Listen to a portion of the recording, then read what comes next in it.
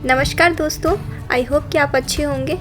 तो आज की वीडियो में हम डिस्कस करेंगे अबाउट आसियान और साथ ही आसियान की सिग्निफिकेंस क्या है इंडिया के लिए, वो भी हम डिस्कस करेंगे। तो सबसे पहले आसियान का फुल फॉर्म क्या है। तो आसियान जो है it stands for association of south East Asian Nations.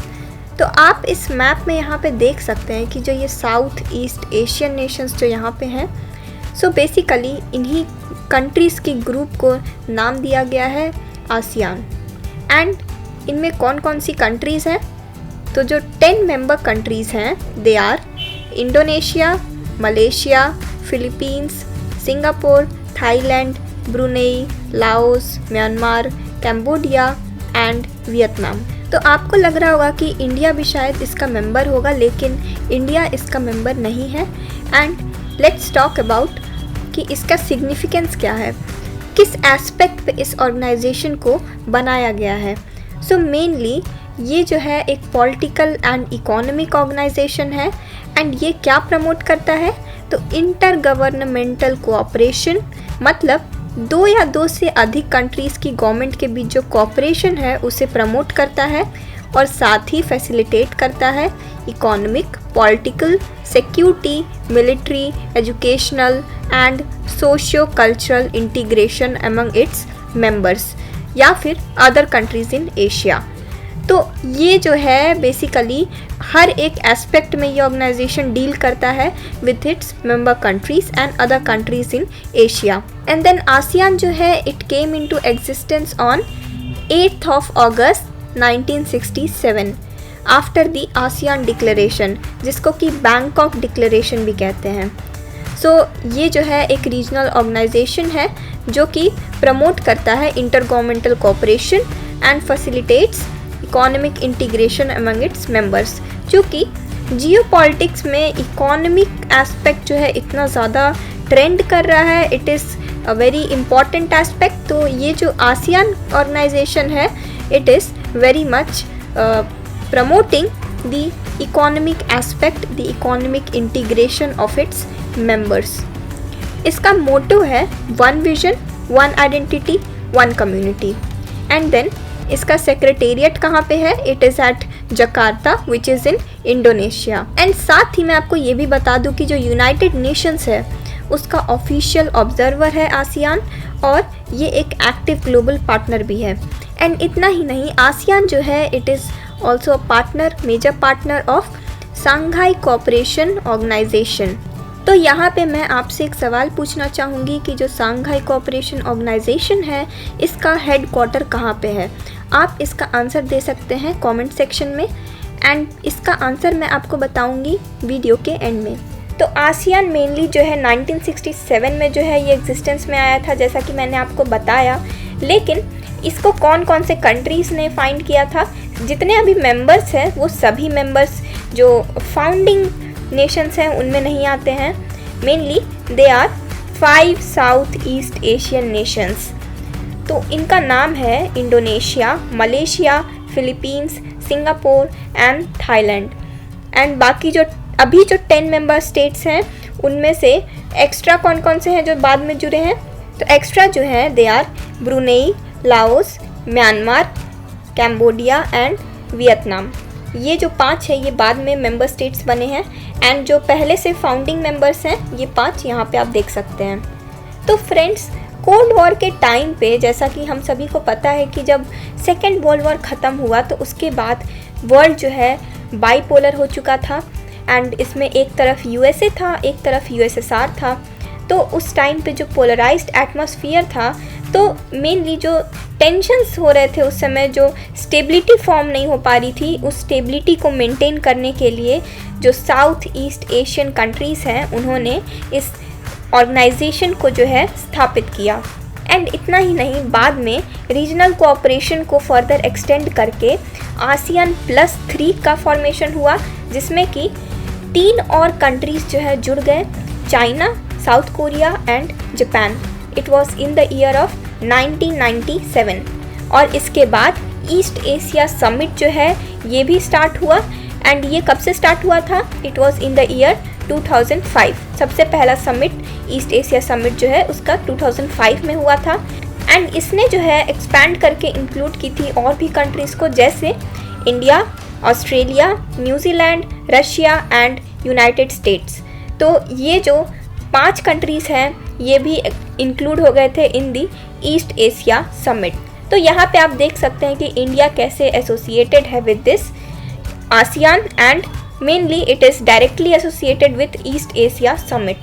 East Asia summit के बारे में अगर आप जानना चाहते हैं तो मैंने उस पर वीडियो बनाई है, तो अगर आप उस वीडियो को देखना चाहते हैं तो उसकी लिंक मैंने डिस्क्रिप्शन बॉक्स में शेयर कर दी है, तो आप वहाँ से वीडियो को देख सकते हैं।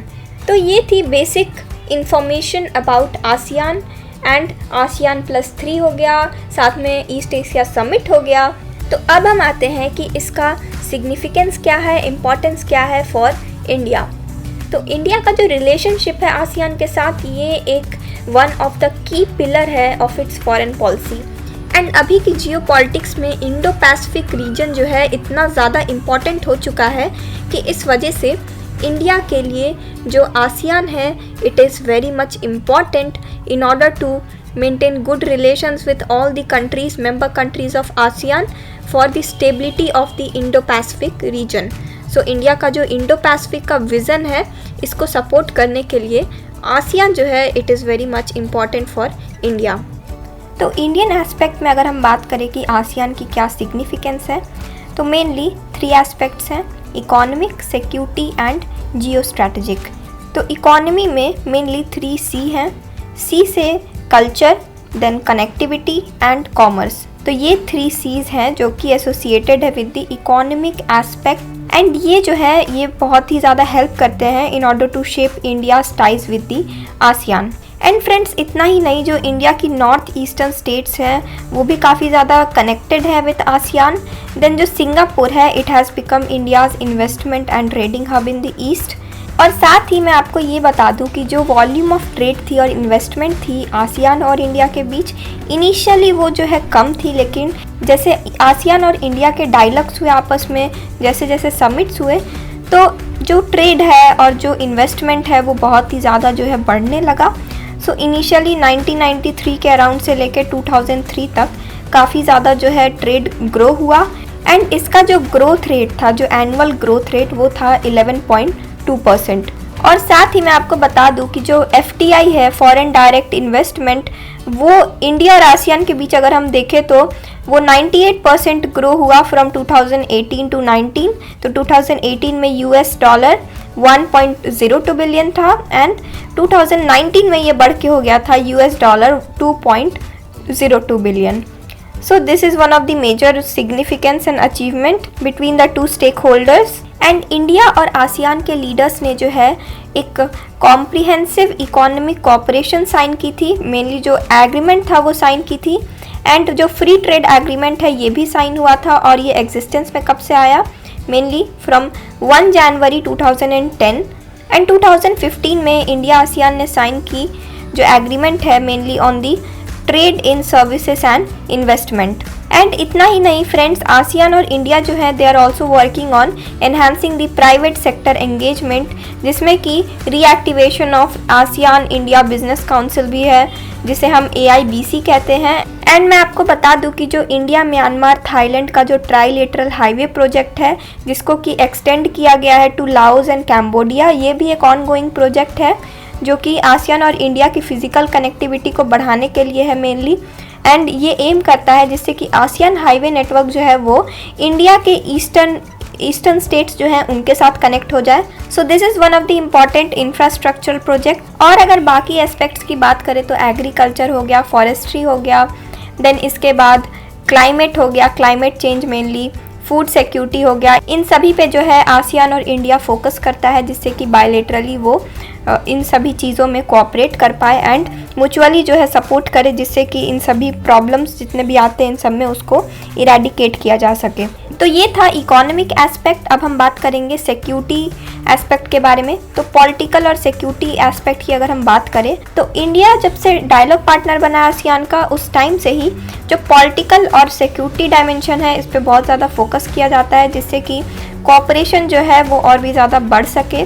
और इंडिया काफ़ी सारे मीटिंग्स में भी पार्टिसिपेट करता है आसियान के साथ, जैसे कि आसियान इंडिया डायलॉग रिलेशंस हो गया, जिसमें कि समिट्स होते हैं and ministerial and senior official meetings भी होते हैं, और एक्सपर्ट्स लेवल पे भी मीटिंग होते हैं, जिसमें कि दोनों आसियान के कुछ एक्सपर्ट्स एंड इंडिया के एक्सपर्ट्स जो आपस में इंटरेक्ट करते हैं। और डायलॉग्स एंड कॉपरेशन फ्रेमवर्क्स तो होते ही हैं जो कि आसियान जो है इनिशिएट करता है, जैसे कि for example ASEAN regional forum हो गया, देन पोस्ट मिनिस्टीरियल कॉन्फ्रेंस हो गया, देन ईस्ट एशिया समिट हो गया, then ASEAN defence ministers meeting plus हो गया, और भी बहुत सारे जैसे सब रीजनल कोऑपरेशन फ्रेमवर्क, जैसे कि मेकोंग गंगा कोऑपरेशन जो है ये एक इसका एग्जाम्पल हो गया, then Bengal initiative for multi sectoral technical and economic cooperation BIMSTEC जो है। तो ये कुछ पॉलिटिकल एंड सिक्योरिटी एस्पेक्ट्स हैं जिसमें कि इंडिया एंड आसियान जो है ट्राई कर रहा है कि वो कोलैबोरेट करके मेनली कोऑपरेट कर सके एक दूसरे के साथ, एंड जो स्टेबिलिटी है मेनली इससे और भी ज़्यादा बढ़ेगी इंडो पैसिफिक में, एंड इंडिया की जो बायलैटरल रिलेशन है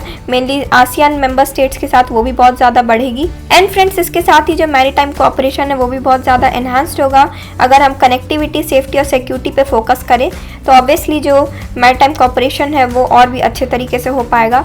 देन इंडिया और आसियान जो है कोलैबोरेट करता है ऑन दी टेरर फाइनेंसिंग या साइबर सिक्योरिटी थ्रेट्स हो गए या फिर टैक्स इवेशंस हो गए। ये कुछ ऐसे एस्पेक्ट्स हैं जिनमें कि सिक्योरिटी एस्पेक्ट्स है मेनली, जिसमें कि ये दोनों जो है फोकस करते हैं। एंड इंडिया जो है इसे आसियान की ज़रूरत है in achieving a rule based regional security architecture, मतलब कि जो एक रीजनल सिक्योरिटी है मेनली, अगर हम इंडो पैसिफिक की बात करें यहाँ पे, तो उसमें आसियान बहुत ही ज़्यादा सपोर्ट कर सकता है इंडिया को, जिससे कि इस एरिया में मेनली जो है बैलेंस और स्टेबिलिटी आ पाएगी। देन इसके बाद जियो स्ट्रैटेजिक सिग्निफिकेंस की अगर बात करें तो इसमें जो बीजिंग की जो ग्रोइंग सिग्निफिकेंस है, चाइना की जो ग्रोइंग सिग्निफिकेंस है मेनली, उसे काउंटर करने के लिए आसियान जो है बहुत ही ज़्यादा हेल्प कर सकता है इंडिया को। एंड आसियान जो है इसको देखा गया as a most successful regional organisation next to EU. तो यूरोपियन यूनियन तो अपनी जगह पे है ही, इंडिया के साथ काफ़ी ज़्यादा अभी भी रिलेशंस डेवलप हो रहे हैं, एंड ईयू खुद जो है इंडिया को सपोर्ट कर रहा है in terms of countering China. तो आसियान अगेन जो है it is next to EU, European Union, in terms of countering China. And अगर हम बात करें कनेक्टिविटी की, मेनली जो वाटरवेज की कनेक्टिविटी है, तो इसमें मेनली कालादान प्रोजेक्ट है, Kaladan multi modal transit transport project, ये बहुत ही ज़्यादा इंपॉर्टेंट हो जाता है जिसपे कि इंडिया और आसियान वर्क कर रहे हैं। एंड इसके बाद जो आसियान इंडिया कोऑपरेशन है मैरीटाइम डोमेन में, ये भी वन ऑफ द की एरिया ऑफ फोकस है, जिससे कि जो इंडो पैसिफिक रीजन है उसकी ग्रोथ हो पाएगी और डेवलपमेंट हो पाएगी। तो ये थी फ्रेंड्स 3 मेन एस्पेक्ट्स जिसमें कि इंडिया और आसियान कोऑपरेट कर रहे हैं। एंड साथ ही अगर हम सोशियो कल्चरल एस्पेक्ट की बात करें तो इंडिया और आसियान के बीच काफ़ी ज़्यादा जो है कोऑपरेशन हो रही है in terms of students exchange programmes, जैसे कि इंडिया और आसियान का जो ये प्रोग्राम है जिसे हम कहते हैं ASEAN India students exchange programmes, इसमें काफ़ी ज़्यादा सपोर्ट कर रहे हैं एक दूसरे को ये in terms of education. Then बहुत सारे स्पेशल कोर्सेज है फॉर आसियान डिप्लोमेट्स, फिर दिल्ली डायलॉग है, देन इंटरनेशनल कॉन्फ्रेंस है on ASEAN India cultural and civilisational works, then international conference हो गया on ASEAN India cultural and civilisational links हो गया। फिर उसके बाद ASEAN India media exchange programme भी है एक, then ASEAN India young farmers exchange programme है, आसियान इंडिया यूथ समिट है, and ASEAN India network of think tanks भी है।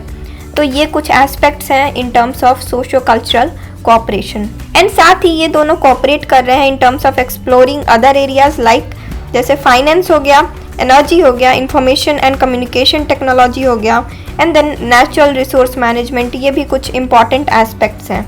एंड अगर हम आसियान इंडिया की कोऑपरेशन की ओवरव्यू पे फोकस करें तो जो सबसे इम्पॉर्टेंट एस्पेक्ट है ये है कि इंडो पैसिफिक रीजन जो है इसमें स्टेबिलिटी लाना, जिससे कि इंडिया अगर आसियान कंट्रीज़ के साथ जो है मेंटेन करके रखता है अच्छे रिलेशंस, मेनली कॉर्डियलिटी मेंटेन करता है, तो इससे जो इंडो पैसिफिक रीजन है इसमें बहुत ही ज़्यादा जो है स्टेबिलिटी आएगी, एंड इंडिया और भी अच्छे तरीके से जो है डील कर पाएगा विद दी राइजिंग चाइना, जिसके की इंटरेस्ट है इन दी इंडो पैसिफिक। एंड साथ ही जो आसियान मेंबर स्टेट्स हैं उनके साथ इंडिविजुअल लेवल पे जो रिलेशंस है जिसको हम बायलैटरल रिलेशंस कह सकते हैं, ये भी बहुत ही ज़्यादा क्रूशियल है इंडिया के लिए। एंड जो मैरीटाइम कनेक्टिविटी है इंडिया और आसियान के बीच, ये बहुत ही इंपॉर्टेंट है for realisation of full potential of India ASEAN trade. तो इकोनॉमिक एस्पेक्ट तो इम्पॉर्टेंट है ही, साथ में पॉलिटिकल और सिक्योरिटी एस्पेक्ट भी इम्पॉर्टेंट है, एंड जियो पॉलिटिकल एस्पेक्ट तो बहुत ही इम्पॉर्टेंट है।